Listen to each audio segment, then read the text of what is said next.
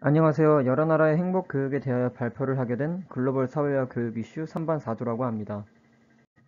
먼저 목차입니다. 영국의 행복교육, 덴마크의 행복교육, 프랑스의 행복교육, 호주의 행복교육, 대한민국의 행복교육 순서입니다. 2022년 영국의 행복지수. 2022년 기준 영국의 행복지수는 17위로 점수가 6,943이었다. 작년보다 순위가 한 단계 오른 모습을 볼 수 있었다. 영국의 행복교육 목표. 영국은 GDP나 경제적 수치에 의한 경제성장보다는 개인의 행복에 집중했다. 개인의 행복은 돈이라는 문제를 초월해 더 복잡한 문제를 가지고 있었기에 개인의 일상적 행복에 주목하고 이 가치를 개량화하여 새로운 패러다임을 구축했다.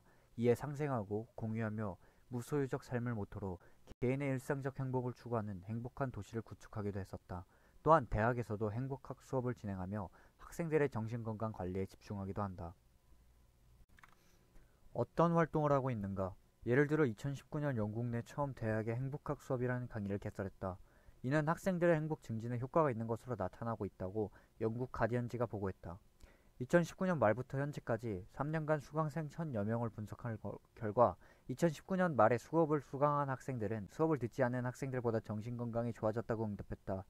2021년에 코로나로 인한 온라인 수업의 경우에도 같은 결과가 나왔다. 2020년 초에 수업을 들은 학생들의 경우는 이전보다 더 행복하지는 않았지만 정신적 회복력이 높아지는 결과가 나왔다. 연구진들은 코로나19의 확산에 영향이 크다고 추정하고 있다. 다른 예로는 앞에 설명했던 행복한 도시이다. 행복한 도시는 영국의 브리스톨시에서 시범적으로 추진된 기관으로 개인의 행복에 집중하는 도시이다. 행복한 도시는 지역 내에서 하는 활동에서 머무는 것이 아닌 국가와 지역의 협력과 소통을 이끌어냈으며 영국 전역으로 퍼져나가고 있다고 한다. 프로젝트 소감. 영국의 행복과 관련된 사실은 잘 알지 못했었는데 행복과 관련된 복지를 꽤나 빠르게 시작했다는 것과 행복한 도시와 관련된 내용은 꽤나 흥미로웠다. 안녕하십니까. 덴마크의 행복교육에 대해 발표할 2021-0696 간호학과 임예지입니다. 덴마크는 세계 행복지수 1위 국가, 뛰어난 교육 환경을 가진 나라로 알려져 있습니다. 이러한 좋은 명성을 가지게 된 이유는 다음과 같습니다. 덴마크는 프리스쿨이 매우 활성화된 나라입니다. 덴마크에서는 7세부터 16세 아이들에게 의무교육을 하도록 명시했는데요. 이때 의무교육의 의미는 학교를 의무적으로 나와야 한다는 의미가 아닌 의무교육 기간 내에 교육을 받아야 한다는 의미입니다. 따라서 공립학교가 아닌 사립학교와 홈스쿨링도 동등하게 인정됩니다. 공교육뿐만이 아닌 대안교육도 중시되고 국가에서 프리스쿨의 운영비를 일부 지원하고 있습니다. 이렇게 단 하나의 교육 방식을 고집하는 것이 아닌 교육의 다양성이 열려있는 덴마크는 교육뿐만이 아니라 사회 모든 분야에서 소수의 구성원을 존중하고 개개인의 자유를 보장합니다. 또한 의무 교육 기간이 끝난 뒤에는 중등학교와 직업학교로 나뉘어 학생들은 자신의 길을 선택하게 되는데 9학년을 마친 학생들은 고등학교에 진학하기도 하지만 10학년을 보내기도 합니다. 10학년이란 1년간 진로 탐색과 고민을 위해 기숙형 학교인 애프터스쿨에 들어가거나 부족한 과목을 들으며 자유학기제를 가지는 기간입니다. 이러한 기간을 갖게 되면 학생들은 부담감 없이 자신의 인생을 설계할 수 있게 됩니다. 또한 교육에 큰 투자를 하는 것도 교육의 질 향상에 큰 영향을 미칩니다. 헌법에서 누구나 균등하게 교육받을 권리를 보장하고 있으며 EU 국가에서 교육 재정에 가장 많은 투자를 하는 나라이며 2007년에는 GDP의 7%를 교육에 투자했다고 합니다. 의무교육은 물론이고 고등학교, 대학교까지 무상교육이며 독립한 대학생은 120만 원가량의 생활비도 국가에서 지원해준다고 합니다. 무리하게 학자금 대출을 받으며 학교를 다니는 한국의 학생들과는 많이 비교가 되는 부분입니다. 이렇게 많은 투자를 할 수 있었던 이유는 바로 사회 구성원들이 암묵적으로 합의를 했기 때문입니다. 당연히 교육에는 아낌없이 투자를 해야 한다는 사회적 분위기가 바로 뛰어난 교육 인프라의 발판이 될 수 있었습니다. 이렇게 사회적 보장 제도가 완벽하니 덴마크의 교육적 가치관이 잘 실현될 수 있었습니다. 덴마크 학생들의 행복 지수가 높은 이유에는 첫 번째로 각자의 개성과 의견을 존중하는 사회적 분위기가 있습니다. 학생의 의견 표현에 제지가 없고 존중하는 분위기입니다. 또한 경쟁을 추구하지 않는 분위기도 한 가지 사유가 되는데 덴마크에서는 의무 과정 교육 기간인 9년 동안 단 한 번의 시험을 실시합니다. 이 졸업시험 이외의 모든 평가는 수업 참여도나 교육 관계로 이루어지며 이는 아이들의 순위를 매기는 방식이 아닌 학생들이 사회 구성원으로서 잘 자라날 수 있게 하는 방식의 지도입니다. 경쟁을 통해 서열화하는 교육이 아닌 모두가 평등하다는 관점에서 협력을 통해 학습자 각자의 삶의 계몽으로서의 교육의 과정을 강조합니다. 그에 반해 한국은 교육 성과에선 뒤처지지 않지만 학습자의 낮은 동기, 학생의 행복감 최하위 등의 문제점이 발생하고 있습니다. 교육의 과정보다는 성과에 치중하기 때문입니다.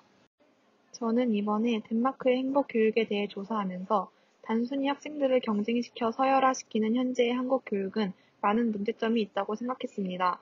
덴마크 학생들의 행복 지수가 높은 데에는 개개인의 개성과 자유를 존중하며 삶을 주도적으로 살아갈 수 있게 하는 교육 방식이 큰 영향을 미친다고 느꼈습니다. 따라서 우리나라도 더 이상 성과주의적이고 획일적인 교육 방식을 고집하기보다는 개개인의 자유와 개성을 존중하는 방식인 덴마크 교육 철학을 본받는 것이 좋겠다고 생각했습니다. 이번 발표를 준비하며 참고한 자료들입니다. 감사합니다. 지금부터 2022년 프랑스의 행복 교육에 대해서 발표하도록 하겠습니다. 2022년 프랑스의 행복 교육. 프랑스는 2022년 세계 행복 보고서에서 20위를 차지했습니다. 2012년 유엔이 이 조사를 시작한 이후로 프랑스 순위가 올해 가장 높았다고 합니다. 2년이나 가까이 된 팬데믹과 특히나 프랑스는 한때 봉쇄령 때문에 제한이 많았는데 말입니다. 세계 행복 보고서 조사관에 따르면 사회적 연대, 사람들 간의 관대함, 그리고 정부의 정직함은 웰빙에 매우 중요하다라고 합니다. 프랑스는 이 세 가지를 기준에서 매우 크게 상승했으며 팬데믹으로의 제한이 사회를 더 연대하게 만들고 다른 사람들은 돕는 부분에서 큰 증가폭을 보인 것으로 보아 코로나19는 잠재적으로 사람들을 더 자비롭게 만들었을 것이라는 분석이 있었습니다. 교육 목표입니다. 경제적인 측면보다는 여가 시간을 위한 취미와 교양을 갖추고 사회적 책임을 다하는 행복하고 품위 있는 삶을 영위할 수 있는 중산층을 지향하는 교육은 프랑스 문화에 내재한 가치 체계에서 비롯됩니다. 사례입니다. 프랑스에 있는 중학교는 베르사유 교육청 소속 공립학교로 파리 근교의 꾸흐브부아 시에 자리 잡고 있습니다. 전교생 수는 4개 학년이며 약 650명의 학생들이 있습니다. 한 반의 인원은 25명 내외로 구성되어 있고 50여 명의 교사 외에 20여 명의 청소, 시설 관리, 식당, 행정 직원 등이 근무하고 있습니다. 안전을 위해 외부인 학교 출입은 엄격히 통제되며 1년에 1에서 2회 테러나 화재 대피 훈련이 이루어지게 됩니다. 학생들도 정문에서 카흐네라고 불리는 수첩을 생활지도 교사들에게 검사받고 수업이 있거나 끝났음이 확인되어야 학교 출입이 가능하다고 합니다. 카흐네에는 개인 수업 시간표, 지각과 조퇴, 상담 및 처벌, 교사와 학부모 사이에 통신 기능을 하는 기록하는 란이 있으며 학생들은 항상 이를 가지고 다녀야 합니다. 같은 반에 편성된 학생들은 거의 같은 수업을 듣게 되지만 학생의 선택에 따라 수업이 더 적거나 많을 수도 있으며 이에 따라 개인별로 등하교 시간도 달라집니다. 공강 시간에는 도서실이나 자습실에 가며 공강 시간이 길면 집에 갔다 오기도 합니다. 이 보이는 종이가 카흐네라고 하는 앞서 나왔던 카흐네라고 하는 종이고요. 이 종이로 학교와 학부모 사이의 중요한 소통로의 통로이고 학부모는 카은해로 자녀의 생활 태도, 수업 태도 등의 기록을 확인할 수 있다고 합니다. 프랑스의 대다수 초등학교는 수요일에 수업이 없는 주 4일 수업이며 중학교는 수요일 오전 수업만 있는 주 4.5일 수업입니다. 조회 종례는 없으며 2주에 한 번 1시간 학급 회의가 있다고 합니다. 1교시는 8시에 시작되며 보통 하루 수업은 6에서 7교시로 이루어집니다. 각 교시의 수업 시간은 55분이고 쉬는 시간은 학생들의 피로도와 집중력을 고려하여 5분과 15분으로 번갈아 주어진다고 합니다. 1교시와 2교시 사이에 쉬는 시간은 5분이고 다음 2교시와 3교시 사이에 쉬는 시간은 15분인 시기인 거죠. 교과 교실제로 학생들은 쉬는 시간 동안 다음 수업 교실로 이동해야 하며 교사가 입시를 허락하기 전에는 교실 문 앞에 줄을 서서 대기한다고 합니다. 그리고 점심시간은 1시간 25분으로 한국에 있는 보통 중고등학교보다는 점심시간이 길게 주는 걸로 알고 있습니다. 또 방학에는 학생들이 시골 친척집에 가거나 시청에서 준비하는 프로그램 활동이나 캠프 등에 참여하기도 합니다. 2주 동안 방학 동안에는 할아버지 할머니 손에 이끌려 박물관이나 유적지 등을 돌아보는 아이들을 자주 만나게 됩니다. 느낌점. 행복교육이 여러 국가에서 많이 시행되고 있다는 것을 처음 알았고 생각보다 오래전부터 하고 있었다는 것이 놀라웠습니다. 우리나라도 더 많은 프로그램을 통해 행복지수가 높아졌으면 좋겠다고 생각했습니다. 안녕하십니까. 저는 호주의 행복교육 파트를 맡은 간호학과 2021-0726 고다원입니다.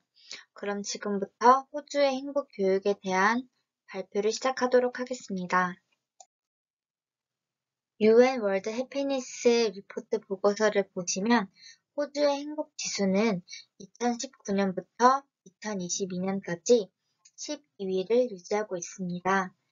많은 국가들 중에 12위라는 순위는 굉장히 높은 순위인데요. 어떻게 해서 호주의 행복 지수가 이렇게 높은 상위 링크인지 그 비법을 한번 알아보도록 하겠습니다. 호주의 행복교육 목표는 행복의 습관화인데요. 어떻게 하면 행복을 습관화할 수 있을까요? 그 구체적인 방법을 교육 방식, 방법, 평가로 설명하고 있습니다. 호주의 교육 방식 같은 경우에는 성적 강점에 기반을 두어 교실 토론, 교실에서의 규약, 개방적인 사고와 사려 깊음을 독려하고 집단 활동과 순환적, 지지적 동료 관계를 형성하는 데 있습니다. 사람은 혼자 살 수 없는 존재라고 하듯 이 교육 방법은 주로 혼자서 하는 개인 활동보다 친구들과의 상호작용을 통해서 어떻게 인간관계를 잘 유지하고 형성할 수 있는지에 대해 잘 배울 수 있어 행복을 습관화하는 구체적인 방법이 될 것 같습니다. 평가 같은 경우에도 학생의 평가를 존중하고 단계적인 계획으로 프로그램을 평가한다고 나와 있는데요. 학생의 평가를 존중한다는 점에서 학생이 뭔가 수업에 어떠한 방향을 제시했을 때 그것이 피드백으로 바로바로 돌아온다면 학생의 존중받는 느낌이 들어 행복이 습관화될 수 있는 좋은 방법일 것 같습니다. 다음으로는 호주의 행복교육 사례인 키즈매터스 프로그램에 대해 말씀드리도록 하겠습니다. 해당 프로그램은 초등학교용 사회정서 건강 향상을 위해 도입된 프로그램인데요. 긍정심리학의 바탕을 둔 이 프로그램은 호주에서 개발된 프로그램입니다. 이 프로그램은 어려운 역경을 만났을 때 대처법과 웰빙에 대한 전략을 학교에서 가르치기 위해 개발되었습니다. 소수의 학생의 웰빙과 행복이 아닌 대다수 학생의 웰빙과 행복을 학교 교육 과정의 목표로 명시적 제시하고 있다는 점에 큰 의의가 있습니다. 이 프로그램은 이후 호주 전역 초등학교에 대중화되었는데 나중에 영국이나 남아프리카 등 다른 나라에도 사회정서 건강 향상을 위해 도입된 프로그램입니다. 호주뿐 아니라 다른 나라에서도 이러한 키즈매터 프로그램을 적용했다는 점에서 이 프로그램이 학생들의 정신건강에 굉장히 많은 도움이 되었다는 것을 알 수 있습니다. WHO에서는 건강에 대한 정의를 사회적 안녕, 육체적 또 정신적 안녕에 기반하고 있는데 정신의 건강까지도 놓치지 않는다는 점에서 행복교육 사례에 잘 적합하는 사례인 것 같습니다. 호주의 행복교육 사례 두 번째로는 마인드 매터스라는 프로그램입니다. 이 프로그램 같은 경우에는 앞서 말씀드린 키즈 매터스와 비슷한 맥락의 프로그램인데 이 프로그램은 중학교용의 프로그램입니다. 마인드 매터스라는 의미는 마음이 중요하다라는 학교 정신건강 증진 사업입니다. 1997년부터 시작된 이 프로그램은 학교 정신건강과 웰빙 증진, 예방, 그리고 조기 개입의 장기적 구현에 대한 독특한 예시입니다. 10년이라는 기간 내에 호주 전택 중학교가 정신건강과 웰빙을 다루는 방법을 바꾸는 데 기여했다는 점에 큰 의의가 있습니다. 호주의 행복교육 사례에 말씀드린 1번, 2번 모두 정신건강과 관련된 행복교육입니다. 앞서 말씀드린 키즈 매터스와 마인드 매터스 이외에도 호주에는 다양한 행복교육 프로그램이 마련되어 있는 것을 알 수 있었습니다. 마지막으로 프로젝트 소감에 대해 발표하도록 하겠습니다. 이번 팀 과제를 통해 행복교육과 관련해 국가별 차이점을 알 수 있어 매우 유익한 시간이었습니다. 이번 프로젝트로 훈련하며 행복교육뿐 아니라 다양한 글로벌적 이슈에 대해 탐구해 각 세계의 현황에 대한 글로벌적 감각과 리더십을 키울 수 있도록 더 노력하는 수강생이 되고 싶습니다. 감사합니다. 안녕하세요. 대한민국의 행복교육에 대하여 발표를 하게 된 2021-0782 황치현입니다. 먼저 간단하게 목차를 소개해 드리도록 하겠습니다. 행복교육의 목표, 행복교육의 사례, 대한민국은 왜 행복하지 않은가, 소감입니다. 정부는 미래 사회가 원하는 창의적인 인재를 양성하기 위해 모두가 행복한 교육, 미래를 여는 창의적인 인재라는 비전을 세우고 지식과 경쟁보다는 꿈과 끼를 키우는 학교, 학벌이 아닌 능력이 중심이 되는 교육, 화려한 스펙보다는 창의적 인재라는 교육 목표를 세웠습니다. 서울대학교 행복연구센터는 긍정적 가치관을 형성하고 이를 생활 속에서 꾸준히 실천하고 연습할 수 있는 청소년과 교사와 학생이 모두가 행복한 학교를 목표로 하였습니다. 행복교육의 사례 첫 번째는 행복교육 사업입니다. 서울대학교 행복연구센터에서는 2011학기부터 중학교를 대상으로 교재 개발 및 교사 워크숍을 중심으로 하는 행복교육 사업을 실시하였습니다. 또한 2011년 8월에 교사가 행복해야 학생이 행복하다라는 주제로 교사 강연회를 하였으며 2019년 하반기까지 9,994명의 교사를 대상으로 행복교육을 실시하였습니다. 3단계 프로그램인 기초워크숍, 심화워크숍, 교사행복대학은 인접 분야의 심리학 이론과 행복수업 교수 설계 등 심도 있는 학습을 통해 행복교육 전문가를 양성할 수 있도록 하였습니다. 행복교육의 사례 두 번째는 자유학기제의 도입입니다.